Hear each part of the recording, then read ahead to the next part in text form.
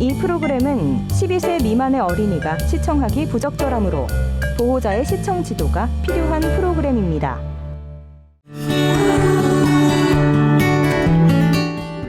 태백산 검룡소에서 실개천으로 시작한 한강이 살을 찌워 휘돌아 나가는 곳에 자리 잡은 충주시 엄정면 목계리입니다. 이렇게 큰 물줄기 가까이에는 사람들이 많이 모여 살고 또 다양한 물건들이 오가던 폭우가 있었던 것은 당연한 일. 지금은 그 흔적을 찾아보기 어렵지만 이곳 충주 목계도 전국에서 이름난 강폭우가 있었던 마을입니다. 그 목계나루의 흔적을 찾아 강배체험관을 찾아갑니다. 이 강배체험관 안으로 들어가자 가장 먼저 100여 년은 좋게 넘을 듯이 보이는 소방장비가 이곳을 찾은 사람들의 호기심을 자극합니다. 여기 보면 일제시대 때 쓰던 소방차가 있는데 예. 이 소방차가 왜 여기에 있는 거예요? 소방차가 있다라고 하는 것은 그 지역에 사람들이 많이 살고 번화했다라고 하는 것을 얘기를 하는데요. 지금 충주에는 옛날에 충주 시내에 소방차가 하나 있었고 그 다음에 있던 곳이 바로 이 목계 지역입니다. 그러니까 시내에 그 소방차가 한 대 있었다라고 하는 것은 뭐 당연히 번화가가 있었고 사람들이 기관들이 있었고 하니까 당연히 소방대가 있었던 것은 뭐 있어야 되는 그런 지역이지만 그 옛날 큰 도시에서나 구경할 수 있었던 소방장비가 이곳 충주 목계리에도 있었다는 것 하나만으로 그 당시 이곳 목계리의 규모를 짐작하게 합니다. 충주 목계리는 남한강의 중심부에 위치하고 또 한반도 내륙의 중심지였다는 지정학적 위치로 남한강을 통해 이동하는 물류의 중심지가 되었던 것은 자연스러운 일이었을 겁니다. 저쪽은 관에서 눈을 서슬퍼렇게 이제 그 관리들이 존재를 하니까 저쪽에선 술판이나 이런 것이 벌어지기는 어려워요. 그러나 이 물 건너 목계 쪽에서는 개인들이 하는 거란 말이에요. 장사꾼들이 서로 각 지방에 있는 내 물건들 가지고 와서 교류를 하는 이런 모습이니까 이 동네에서는 훨씬 더 자유롭죠. 전국에 다양한 산물이 모이면 돈이 돌기 마련이고 그리고 많은 사람들이 모이면 또 다양한 문화들이 만들어지고 발전되기 마련이죠. 목계 귀줄다리기도 목계나루가 만들어 놓은 독특한 문화 가운데 이 하나입니다. 동네 사람들이 하는 얘기 가운데 좀 뻥이 들어갔겠지만요.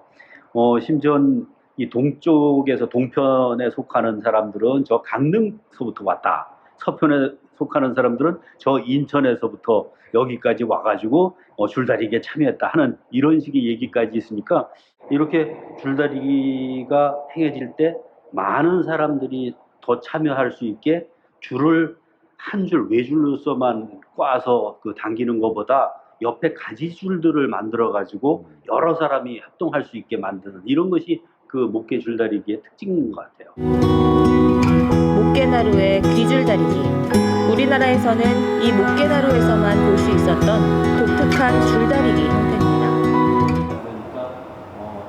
목계나루가 호황을 이루던 시기 한강 하류의 김포에서 소금이며 쌀 등을 싣고 마포, 이포를 거쳐 이곳 목계나루를 오가던 황포돛배입니다.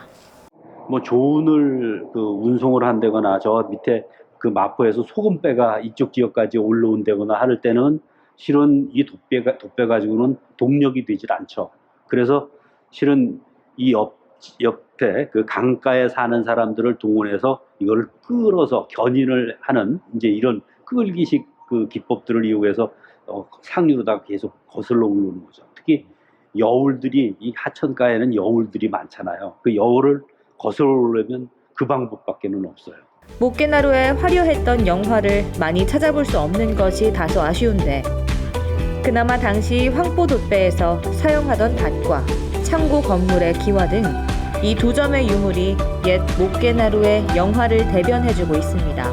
그 수은 판관이 살고 있는 그 집무실이라든지 이런 데에 이제 기와가 사용되는 건물이 당연히 있었을 텐데 거기에 이제 구체적인 숭정 기원호 삼신묘 하는 이런 그 연호가 적혀 있는 기와가 이렇게 발견이 된 거죠.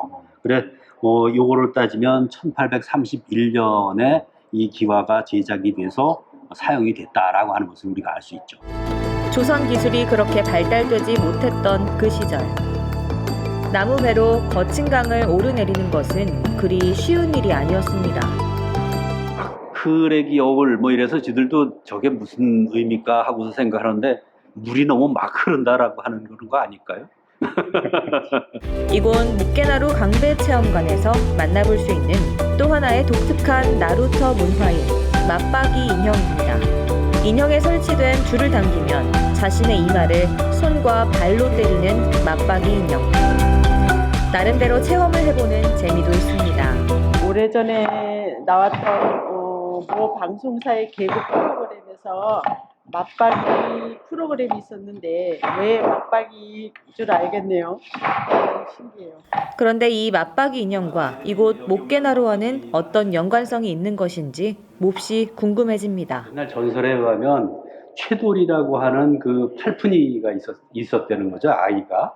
근데 이 아이가 이제 목계에서 이렇게 농악놀이나 뭐 줄다리기나 이런 것들이 있을 때는 옆에 와가지고 자기 맞박을 많이 때리고 그래서 이렇게 맞박을 때려서 그 주변에 있는 사람들이 다 즐거워했다는 거죠. 근데 이 아이가 어느 날 이제 그 시름시름 앓더니 죽었는데 죽고 나서는 다시 똑같이 이제 이런 행사들을 할 때 사람들이 와서 크게 웃고 하는 것들이 없어가지고 사람들이 그 최돌이를 생각을 이제 하면서 그런 모습들을 재현을 하면 아주 전체가 재밌겠다, 흥겹겠다라고 해가지고 이제 인형을 만들어서 이 맞박이 흉내를 내줄 수 있도록.